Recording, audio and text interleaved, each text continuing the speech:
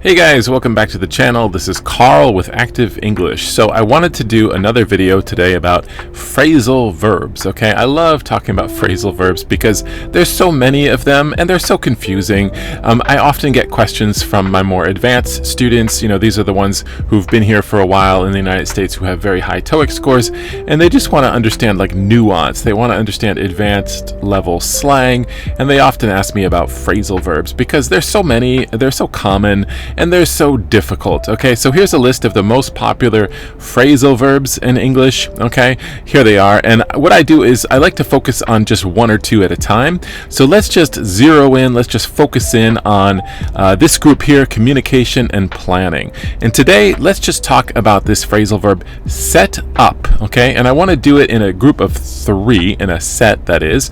I want to talk about set up, I want to talk about set out, and I want to talk about set in. Okay, so let's just focus on these for today. Set up, set out, and set in. Really common phrasal verbs. The first one, set up, that's super common. Okay, to set something up is to build, to arrange, or to prepare for use, right? If you know the furniture store, which I love, it's from Sweden, it's called IKEA. I think a lot of people know IKEA, right?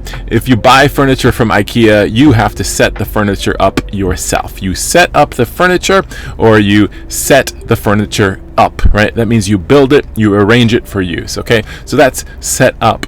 All right, set out is a very kind of poetic way of saying to begin a journey, right? I'm setting out on a road trip. I'm setting out for California. It means I'm going to. I'm setting out for. So it suggests a journey. We don't often say like I'm setting out for the bathroom or I'm setting out for the restaurant. No, it's usually like a long journey, something with a purpose, right? I'm setting out for a journey across the world. I'm setting out for a flight from Tokyo to New York. It's like, it's a long distance, it's a big journey to set out. So that suggests like a road trip or a big distance journey, to set out. All right, and then set in. This is not so common, but it's a beautiful expression when something sets in.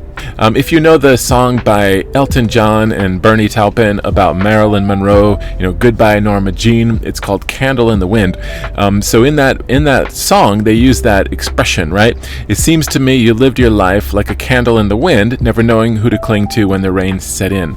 So it's just a very nice way of saying when the rain began, when the rain starts. So when something sets in, it usually is something that's has a negative association.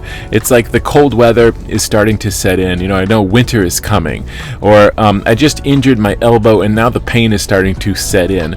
So set in often has kind of a negative association, but it's not a very common way of expressing that.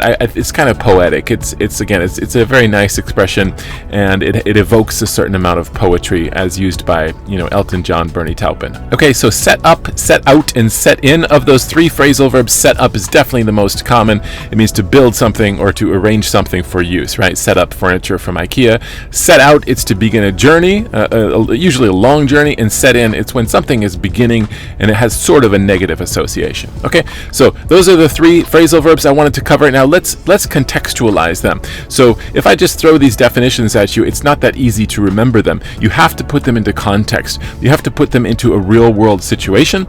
So let's go ahead and let's listen to this story about Emma camping by a very nice peaceful lake in the rain. Okay, so it's a beautiful story, and we're going to use these three different phrasal verbs starting with set. Okay, so let's go ahead and let's listen to this short story, and please write in the phrasal verb that you hear in the blank, and then let's talk about it. All right, here we go.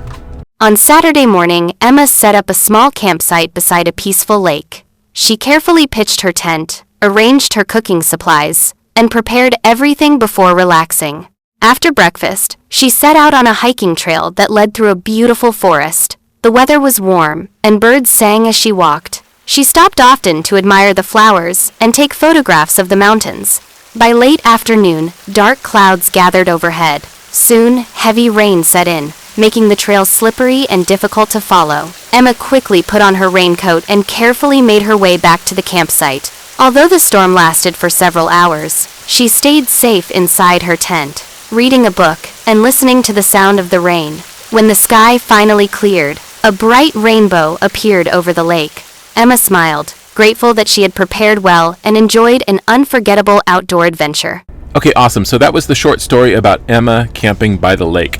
So on Saturday morning, Emma set up a small campsite. So she built it, right? She arranged it, just like IKEA furniture, to assemble, to build something, all right?